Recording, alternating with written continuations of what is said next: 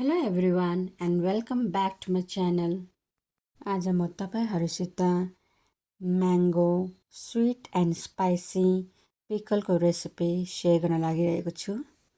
So let's start. सबभन्दा पहिला चाहिँ मैले यहाँ आँप लिएको छु।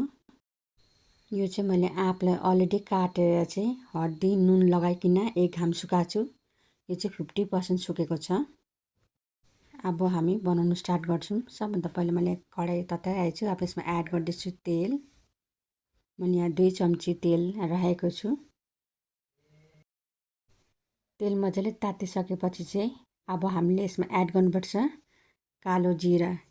मैले यहाँ सानो चम्चीको 1 चम्ची कालो जिरा एड गर्दैछु। कालो जिरालाई चाहिँ मजाले तेलमा खराउनुपर्छ हामीले। कालो जिरा खरिसकेपछि चाहिँ अब हामीले यसमा एड गर्नुपर्छ सुकेको खोर्सानी 3टा। अब म ग्यासलाई चाहिँ सानो फ्लेम बनाउँछु। सानो फ्लेम बनाएर चाहिँ अब हामीले यसमा चाहिँ एड गर्नुपर्छ सौफ 2 चम्ची।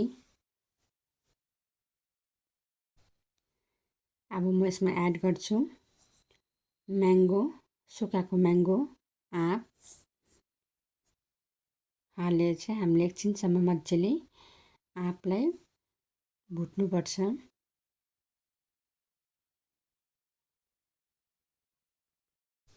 यो dry mango sweet and spicy pickle चाहिँ एकदमै मिठो हुन्छ। तपाईहरूले यसलाई बनाइकन बोतलमा हालेर 2-3 महिनासम्म स्टोर गरेर राख्न सक्नुहुन्छ।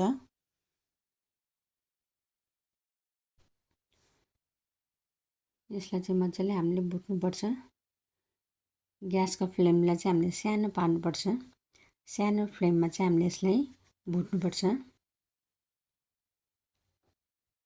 मैले भुटिसकेको छु। अब यसमा एड गर्दैछु चिनी 3 चम्ची चिनी। 3 चम्ची चिनी हालेर चाहिँ अब फेरि एकपल्ट मजाले यसलाई चलाउनुपर्छ।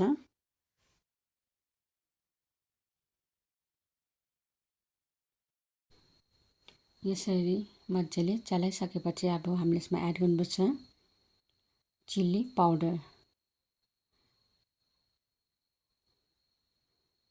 मैले यहाँ लिएको छु 2 चम्ची चिल्ली पाउडर। तपाईहरूले आफ्नो हिसाबले लिन सक्नुहुन्छ। तपाईहरूलाई अझै स्पाइसी मनपर्छ भने तपाईहरूले अझै एड गर्न सक्नुहुन्छ चिल्ली पाउडर। यसरी हालेर चाहिँ फेरि मजाले एकपल्ट चलाउनुपर्छ। हेर्नुहोस् कलर पनि कस्तो मजाको भएको छ। अब यसमा एड गर्नुपर्छ अलिकति गुड।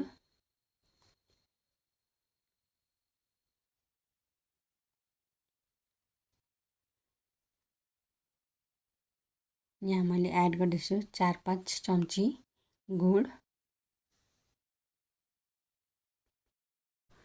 गुड हालेर चाहिँ मजाले चलाउनुपर्छ।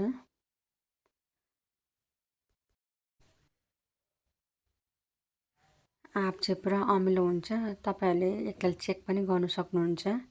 गुलियो भएको छैन भने अझै एड गर्नुहोस् गुड। मैले यहाँ अझै एड गर्दैछु गुड 2-3 चम्ची।